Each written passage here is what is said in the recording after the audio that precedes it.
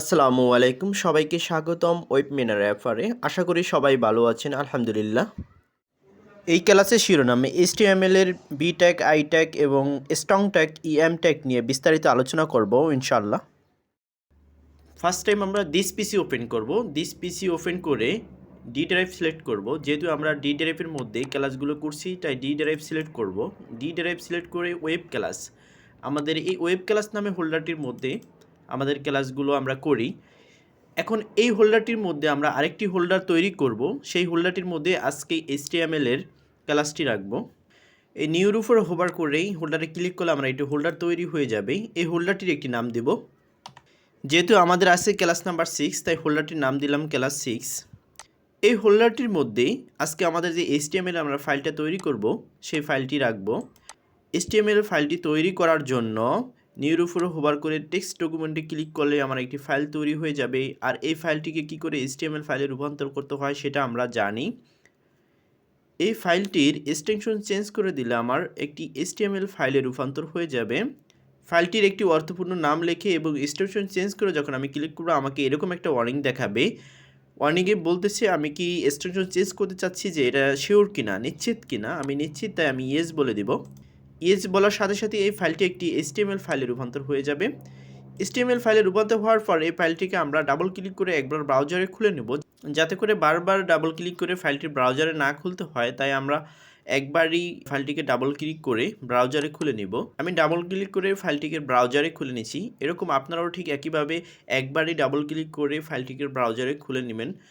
পরবর্তীতে টাস্ক বার থেকে ক্লিক করেই ব্রাউজারটি ওপেন করতে পারবেন। এখন মিনিমাইজ করে আমরা নোটপ্যাডটি ওপেন করব। এই ফাইলটা সিলেক্ট করা আছে, এই সিলেক্ট করার অবস্থা থাকায় মাউসের রাইট বাটন ক্লিক করে এই যে নোটপ্যাড প্লাস প্লাস আছে এটার উপরে ক্লিক করার সাথে সাথেই আমাদের নোটপ্যাডটি ওপেন হয়ে যাবে। নোটপ্যাডটি ওপেন হয়ে গেল। এখন আমরা এখানে কোড লিখতে পারি। যেহেতু আজকে আমাদের ক্লাসের শিরোনাম ছিল বি ট্যাগ, আই ট্যাগ এবং ইএম ট্যাগ, স্ট্রং ট্যাগ নিয়ে বিস্তারিত আলোচনা করব। এই জন্য এই ট্যাগগুলো আসলে কি, ট্যাগগুলোর বৈশিষ্ট্য এবং এগুলো আউটপুট কেমন দেখায়, কি কন্টেন্ট লেখার জন্য এই ট্যাগগুলো ব্যবহৃত হয়ে থাকে, এই বিষয়গুলো আমরা জানব। তার জন্য ফার্স্ট অফ অল আমাদের এইচটিএমএল এর যে বেসিক গঠনটা আছে সেটা তৈরি করে নিতে হবে। তাই আমি এখন এইচটিএমএল এর বেসিক গঠনটা তৈরি করার জন্য ডক টাইপ এইচটিএমএল লিখব। আমরা জানি যে এইচটিএমএল ফাইল তৈরি করার আগেই ডক টাইপ এইচটিএমএল লিখতে হয়, কারণ ব্রাউজারকে ডিক্লেয়ার করে দেওয়া যে এটি একটি এইচটিএমএল এর ফাইল। এই জন্য আমাদের first time doc type HTML লিখতে হয়। তারপরে আমরা এন্টার প্রেস করে আমরা এইচটিএমএল ট্যাগটি লিখব। অ্যাঙ্গেল ব্র্যাকেট ওপেন এবং ক্লোজ করব, তার মধ্যে আমরা এইচটিএমএল ট্যাগটি লিখব।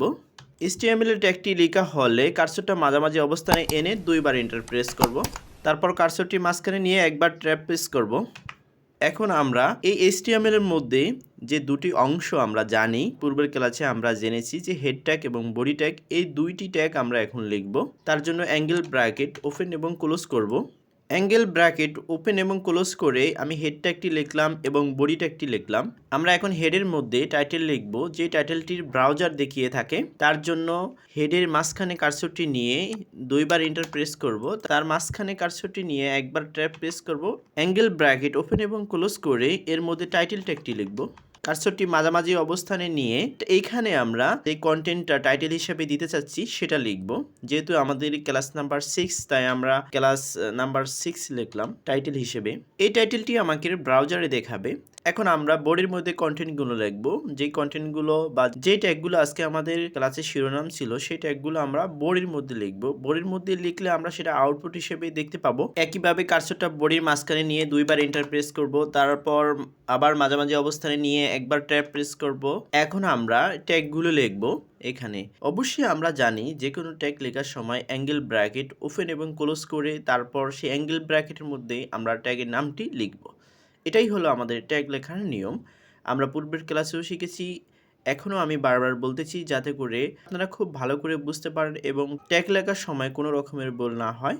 আর এই ট্যাগ লেখার নিয়মগুলো, বিষয়গুলো যাতে মুখস্থ করা না লাগে। যে অনেকে চিন্তা করে যে এই বিষয়গুলো কিভাবে মনে রাখবো, যে এগুলো তো মনে রাখা যায় না, এগুলো মুখস্থ হয় না, বাট এগুলো কোনো মুখস্থর বিষয় না। আপনি যখন প্র্যাকটিস করবেন যাতে করে স্বতঃস্ফূর্তভাবে এমনি বিষয়গুলো ক্যাচ করতে পারেন, সেই জন্যই আমি এই ট্যাগগুলো প্রতিটি ক্লাসে আমি ট্যাগগুলো কিভাবে লিখতে হয় সেটা বারবার বলে দিচ্ছি, যাতে করে যেহেতু আপনি শুরু থেকে শিখছেন খুব বেসিক লেভেল থেকে, তাই যাতে করে আপনি স্বতঃস্ফূর্তভাবে বিষয়গুলো বোধগম্য হতে পারেন বা খুব সহজেই ক্যাচ করতে পারেন। এই জন্য বারবার আমি অ্যাঙ্গেল ব্র্যাকেট ওপেন এবং ক্লোজ কী করে করতে হয় এবং কোথায় ট্যাগ লিখবেন এবং সিস্টেমেটিক ওয়েটা খুব সুন্দরভাবে বলে দিচ্ছি।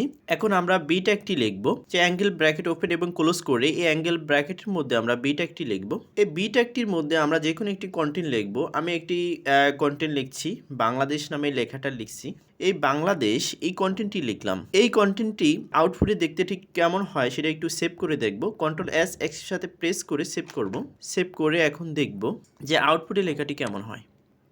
এখন আমরা দেখতে পাচ্ছি যে রিফ্রেশ করার সাথে সাথে আমার আউটপুটে বাংলাদেশ লেখাটি চলে আসে। আসলে এটার ভিতরে আমরা কোনো পার্থক্য এখন বুঝতে পারবো না, কারণ কোনো কিছুর ভিতরে পার্থক্য বোঝার জন্য অবশ্যই একাধিক ট্যাগের প্রয়োজন আছে। যেহেতু এটা বি ট্যাগ, এটা যেমনই হোক না কেন আমি ওই রকমই দেখতে পারবো। এটা পার্থক্য তোলার জন্য আমার আরেকটি ট্যাগের প্রয়োজন আছে। এর জন্য আমি আরেকটি ট্যাগ লিখবো, তারপরে বিষয়টা নিয়ে একটু আলোচনা করছি। আমি এখন আই ট্যাগটি লিখবো, তার জন্য ইন্টারটা একবার প্রেস করব, কার্সরটি নিচে নামিয়ে অ্যাঙ্গেল ব্র্যাকেট ওপেন এবং ক্লোজ করব। অ্যাঙ্গেল ব্র্যাকেট ওপেন এবং ক্লোজ করে অ্যাঙ্গেল ব্র্যাকেটের মধ্যে আই ট্যাগটি লিখব। কার্সরটি মাঝামাঝি অবস্থানে এনে এখানে এখন আমরা কন্টেন্টটি লিখব। আমি এই বাংলাদেশ কন্টেন্টটি লিখছি যাতে করে পার্থক্যটা বুঝতে পারি, যে আসলে দুইটার মধ্যে কি পার্থক্য সেটা একটু বুঝতে পারি। এই জন্য আমি এটাকে কপি করে এই আই ট্যাগের মধ্যে পেস্ট করে দিলাম। এখন আমরা এটা Ctrl+S প্রেস করে সেভ করব। সেভ করে আউটপুটটা কেমন হয় দেখব। রিফ্রেশ করার সাথে সাথে দেখতে পাচ্ছি যে এই বাংলাদেশ লেখাটা একটু বোল্ড দেখাচ্ছে আর এই বাংলাদেশ লেখাটা একটু হালকা দেখাচ্ছে। এখন দুইটাই কিন্তু বাংলাদেশ লেখা, একটা বোল্ড দেখাচ্ছে আর একটু নর্মাল দেখাচ্ছে, আবার একটা খুব সোজাসুজি আছে আর একটা দেখাচ্ছে একটু বাঁকা বাঁকা। এখন এই দুইটা এরকম হওয়ার কারণ কি? এরকম হওয়ার কারণ হলো একটাই, আমি যে এই বি ট্যাগটি লিখেছি, এই বি ট্যাগ দিয়ে আসলে কোনো লেখাকে হাইলাইট করার জন্য, একটু বোল্ড করে একটু মোটা করে লেখার জন্য এই বি ট্যাগটি ইউজ করা হয়ে থাকে। আপনি যদি কোনো একটা প্রোগ্রাম তৈরি করেন বা বড় একটা অ্যাপ্লিকেশন তৈরি করবেন, তো কোথাও কোথাও এরকম হয় যে তারিখ বা কোনো কিছুকে হাইলাইট করার জন্য একটু বোল্ড করে দেওয়া, বা কোনো একটা শিরোনামকে একটু হাইলাইট করে দেওয়ার জন্য একটু বোল্ড করে দেওয়া, লেখাটা একটু মোটা করে দেওয়া যাতে করে সহজে ফোকাস হয়। অনেক সময় প্রয়োজন হয় যে লেখাটাকে একটু ইটালিক করা বা একটু বাঁকা করে লেখা, এই জন্য এই আই ট্যাগটি ব্যবহার করা হয়ে থাকে। এখন আমরা বুঝতে পারলাম যে আসলে বি ট্যাগ দিয়ে কী করা হয় আর আই ট্যাগ দিয়ে কী করা হয়। আই ট্যাগ দিয়ে আসলে লেখাকে যদি ইটালিক করে লিখতে হয় বা একটু বাঁকা করে লিখতে হয়, সেই ক্ষেত্রে আমরা আই ট্যাগটি ব্যবহার করতে পারি। যখন আমরা লেখাকে একটু বোল্ড করতে চাই তখন বি ট্যাগটি ব্যবহার করতে পারি। যখনই আমরা কোনো টেক্সট লিখি বা কোনো লেখা লিখি তখন আমাদের অনেক লেখা অনেক স্টাইলে লিখতে হয়। যদি কোনো শিরোনাম হিসেবে কোনো লেখা লিখি তখন আমাদের অনেক সময় যে লেখাটা একটু মোটা আকারে হোক, একটু হাইলাইট করার জন্য হোক, এই জন্য যখন এই বিষয়টা মনে আসবে তখন অবশ্যই আপনারা এটা চিন্তা করবে যে আমি হাইলাইট করার জন্য বা বোল্ড করার জন্য কি কি ট্যাগ আছে, সেই ট্যাগগুলো আপনার ইউজ করতে হবে, তখন লেখাটা হাইলাইট হবে বা বোল্ড হবে। আবার যখন কোনো লেখাকে ইটালিক করতে হয়, একটু বাঁকা করে লিখতে হবে, তখন আপনার মাথায় এটা চিন্তা করতে হবে যে এই লেখাকে ইটালিক করার জন্য বা বাঁকা করার জন্য কী ট্যাগ আছে, সেই ট্যাগটা আপনার ইউজ করতে হবে। এখন আমরা জানতে পেরেছি অবশ্য লেখাকে বোল্ড করার জন্য আমরা বি ট্যাগটি ইউজ করতে পারি, আর লেখাকে ইটালিক করার জন্য আমরা আই ট্যাগটি ইউজ করতে পারি। এটি হলো যে বি ট্যাগ এবং আই ট্যাগের বৈশিষ্ট্য। এখন আমরা আরও দুটি ট্যাগ দেখব। সেই ট্যাগ দুটি হলো ইএম ট্যাগ এবং strong tag. Angle bracket open এবং ক্লোজ করে আমি ইএম ট্যাগটি লিখব। আমি অ্যাঙ্গেল ব্র্যাকেট ওপেন এবং ক্লোজ করে আমি ইএম ট্যাগটি লিখলাম। ইএম ট্যাগের মধ্যে আমি এই বাংলাদেশ লেখাটি লিখলাম। এখন সেভ করব। সেভ করে এটার আউটপুটটা কেমন হয় সেটা দেখব। এখন দেখতে পাচ্ছি যে আই ট্যাগ দিয়ে যে আমি বাংলাদেশ লেখাটা লিখলাম, এখানে আই ট্যাগ দিয়ে যে বাংলাদেশ লেখাটা লিখলাম আর ইএম ট্যাগ দিয়ে যে বাংলাদেশ লেখাটা লিখলাম, দুইটা লেখাই সেম। এই দুটি লেখাই সেম, ঠিক একই রকম ইটালিক দেখাচ্ছে, নর্মাল দেখাচ্ছে, একই রকম সাইজ, টেক্সটের সাইজও এক এবং টেক্সটটি ইটালিক দেখাচ্ছে। এটি হলো যে মূল বিষয়। আসলে হলো যে এখন বেশিরভাগ HTML এই ইএম ট্যাগটি ব্যবহার করা হয়ে থাকে, আই ট্যাগটা তেমন একটা ব্যবহার করা হয় না। চাইলে আপনি করতে পারেন, এটা করলেও কোনো প্রবলেম নাই। তো আই ট্যাগ আর ইএম ট্যাগ আসলে একই ট্যাগ, এই দুইটি ট্যাগের বৈশিষ্ট্য ঠিক একই। আপনাকে লেখাটাকে যদি ইটালিক করতে হয় চাইলে আপনি আই ট্যাগটি ইউজ করতে পারেন বা ইএম ট্যাগটিও ইউজ করতে পারেন। সেটা আমরা আউটপুটে এখন দেখতে পাচ্ছি যে আই ট্যাগ ইউজ করলেও লেখাটা যেরকম হবে আর ইএম ট্যাগ ইউজ করলেও লেখাটা ঠিক একই রকম হবে। আপনি চাইলে আই ট্যাগটি ইউজ করতে পারেন, চাইলে ইএম ট্যাগটি ইউজ করতে পারেন। দুটি ট্যাগের বৈশিষ্ট্য ঠিক একই, কিন্তু এখনকার সময় HTML এ ইএম ট্যাগটি বেশি ইউজ করা হয়ে থাকে, আই ট্যাগটা তেমন ব্যবহার করা হয় না। তো আসলে বুঝতে পারছি যে ইএম ট্যাগ আর আই ট্যাগ কি। এখন আমরা দেখব যে একটু স্ট্রং ট্যাগ, এই যে স্ট্রং ট্যাগটা কি, যে স্ট্রং ট্যাগটা আমাদের ক্লাসের শিরোনাম ছিল, এই স্ট্রং ট্যাগটা কি। তার জন্য আমরা অ্যাঙ্গেল ব্র্যাকেট ওপেন এবং ক্লোজ করব। আমি অ্যাঙ্গেল ব্র্যাকেট ওপেন এবং ক্লোজ করে তার মধ্যে স্ট্রং ট্যাগটি লিখলাম। এখন এই স্ট্রং ট্যাগের মধ্যেও আমি বাংলাদেশ লেখাটা পেস্ট করে দিচ্ছি, দিয়ে এখন এটাকে কন্ট্রোল এস প্রেস করে সেভ করব। সেভ করে আউটপুটটা দেখব। রিফ্রেশ করার সাথে সাথে দেখতে পাচ্ছি যে এই বাংলাদেশ, এই যে পাশাপাশি দুটি বাংলাদেশ লেখা আছে, এটাকে একটু নিচে নিচে নিয়ে আসি, তাহলে হয়তো একটু ভালো লাগবে। তার জন্য অবশ্যই কি ট্যাগ লিখতে হবে সেটা আমরা জানি। এখানে আমার একটি বিআর ট্যাগ লিখতে হবে। এই বিআর ট্যাগটি লিখে কন্ট্রোল এস প্রেস করে সেভ করে যখন আমরা রিফ্রেশ করব, লেখাটি নিচে নিচে চলে আসবে। দেখতে পাচ্ছি লেখাটি নিচে নিচে চলে আসছে। এখন এই যে বাংলাদেশ দুটি লেখা দেখতে পাচ্ছি, এই দুটি লেখাই সেম, একই দেখাচ্ছে। আমি যদি স্ট্রং ট্যাগ দিয়ে কোনো কন্টেন্ট লিখি, সেই কন্টেন্টটা একটু গুরুত্বপূর্ণ কন্টেন্ট হিসেবে আসলে গ্রহণযোগ্য হয়, যেটা কারণ হলো যে ব্রাউজার বুঝতে পারে যে এই কন্টেন্টটি খুবই একটি গুরুত্বপূর্ণ কন্টেন্ট, আমাকে এটা একটু হাইলাইট করে দেখাতে হবে।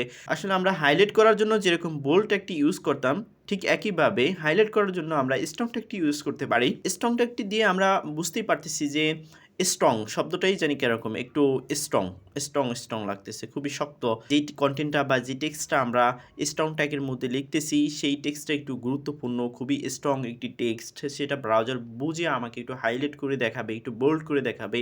অনুচ্ছেদের মধ্যে এরকম স্ট্রং ট্যাগ ইউজ করব, তখন আমাকে এই লেখাটা একটু বোল্ড করে দেখাবে। এখনকার সময় স্ট্রং ট্যাগটি বেশি ইউজ করা হয়ে থাকে। আপনি চাইলে বি ট্যাগটি ইউজ করতে পারেন, কোনো সমস্যা নেই। আশা করি বুঝতে পারছেন আজকের ক্লাসের যে আমাদের শিরোনাম ছিল যে আই ট্যাগ, বি ট্যাগ এবং স্ট্রং ট্যাগ ও ইএম ট্যাগ কী, এটার বৈশিষ্ট্য কী, বা এটা লিখলে এটার আউটপুটটা ঠিক কীরকম দেখায়, এই বিষয় নিয়ে আমরা বিস্তারিত আলোচনা করেছি। আশা করি আপনাদের এই ট্যাগগুলো সম্পর্কে ধারণা ক্লিয়ার হয়েছে। আপনারা যখন এই ট্যাগগুলো নিয়ে প্র্যাকটিস করবেন, তখন আপনাদের বিষয়গুলো আরও ক্লিয়ার হয়ে যাবে, যখন নিজেরা আউটপুট দেখতে পাবেন এবং কোনো কন্টেন্ট লিখে সেটা যখন আউটপুট নিজেরা দেখবেন, তখন বিষয়গুলো আরও ক্লিয়ার হয়ে যাবে। আর এই ট্যাগগুলো মুখস্থ করার কোনো দরকার নেই।